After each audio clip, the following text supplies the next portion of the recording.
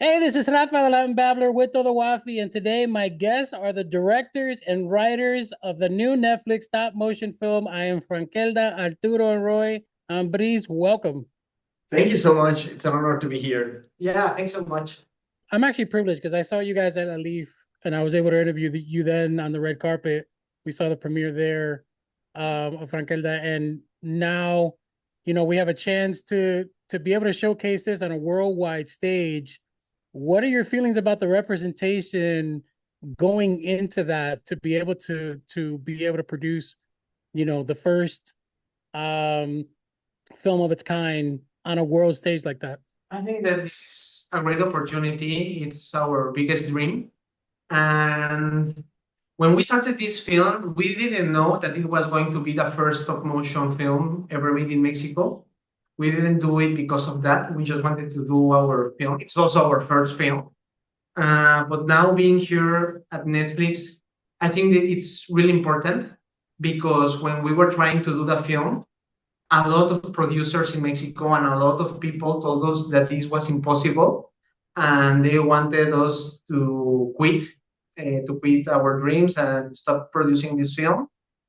But now that it was a blast in Mexico and it did really well in the box office over there, and now that this has this international release with Netflix, I think that nobody can say that to young Mexican and Latin American artists that it's impossible for a film like this to have a wide release.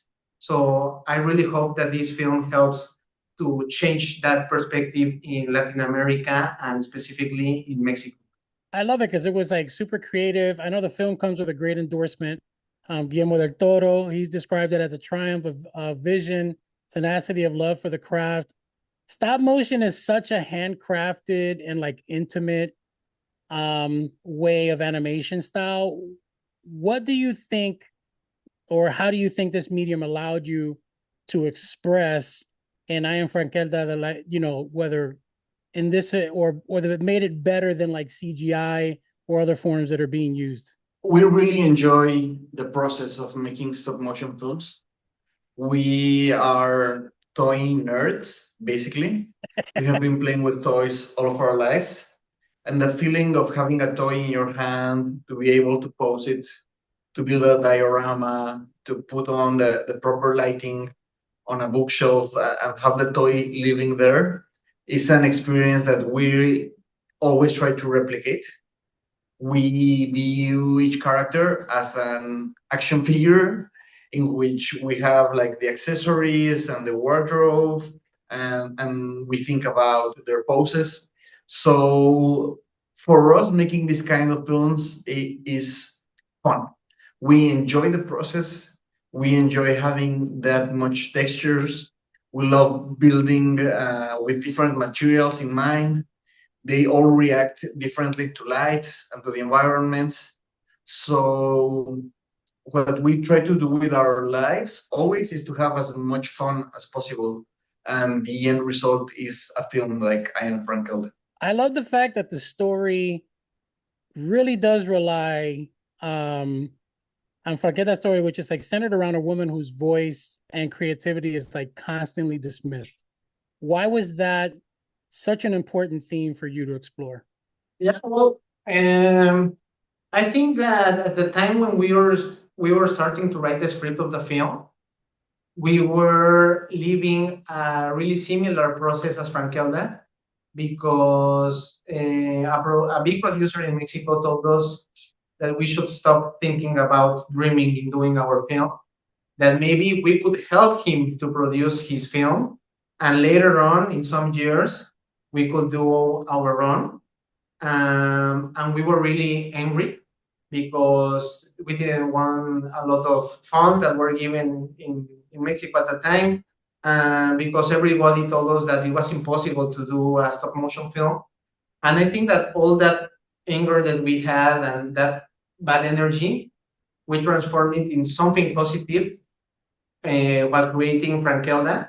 And Frankelda helped us a lot to process that Well, yeah, that feeling. And also, we see every day the difficulties of being a woman in Mexico. We are surrounded by strong and really creative women in our lives. And we wanted to make an homage to all these people that work so hard. And the last piece for this DNA was thinking about Mary Shelley. What would have happened if Mary Shelley was born in Mexico? How her life would be so challenging. She had a lot of challenges, but I think that if she was born in Mexico, there will be other kind of challenges, and that's why how we started like playing with these things that Aaron transformed into this film. That's amazing. Because I know here, especially in the United States, like even people who are trying to be directors and writers, it's such a very low percentage, and a lot of them run into that adversity. It's one of the reasons why I love film festivals, because they really kind of showcase the hidden talent that we have within our communities. And just to see now that, for you to be able to now be at a platform where the content is now going to be streamed, worldwide, is just something that's extremely inspirational. I do have a question, because for me, the film is something that just looks really difficult to make. So did you run into any challenges? Because I'm looking at how when you're looking at the film and then you're looking at some of the behind the scenes, it really is very tedious. So can you explain to me maybe some of the challenges that you run into when you're making a film like this? Sure.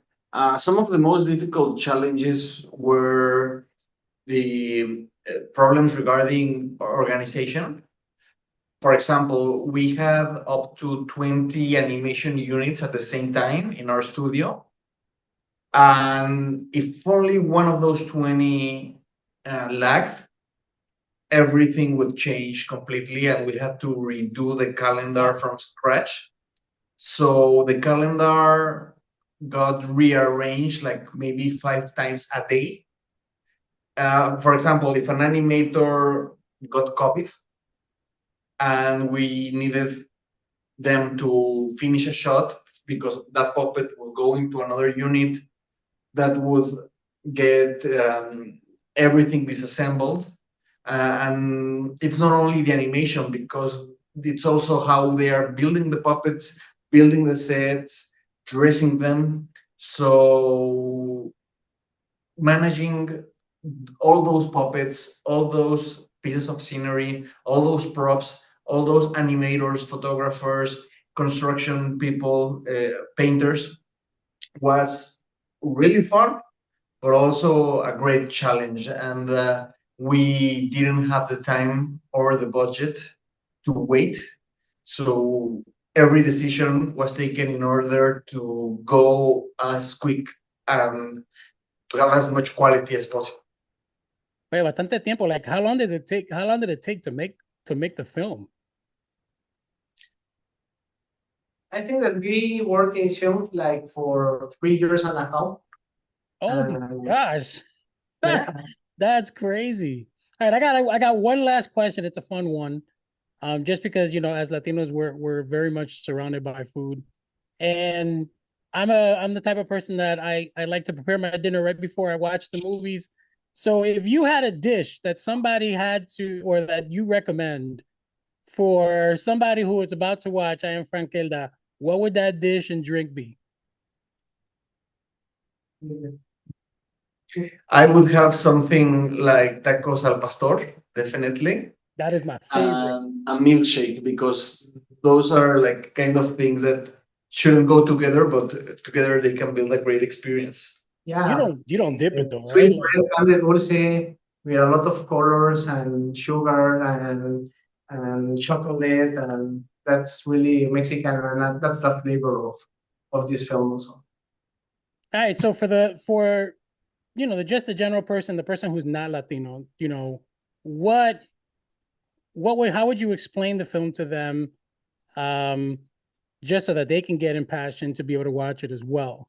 I would tell them that this is a film about creativity and about the people who write the stories, that you enjoy watching or reading. This is a story about an author who overcomes her fears and her obstacles in order to be herself and to express her soul. That's amazing. Oye, Arturo, Roy, Ambriz, muchas gracias. Thank you very much for joining us here today on Todo Wafi. Everyone, you can catch the world premiere of I Am Frankelda on Netflix. It is coming out this year. Follow us on all your favorite channels at Todo Wafi. And once again, thank you. Un placer. And I hope that the film resonates just as much as it resonates with me with that audience. Thank you so much. Thanks so much.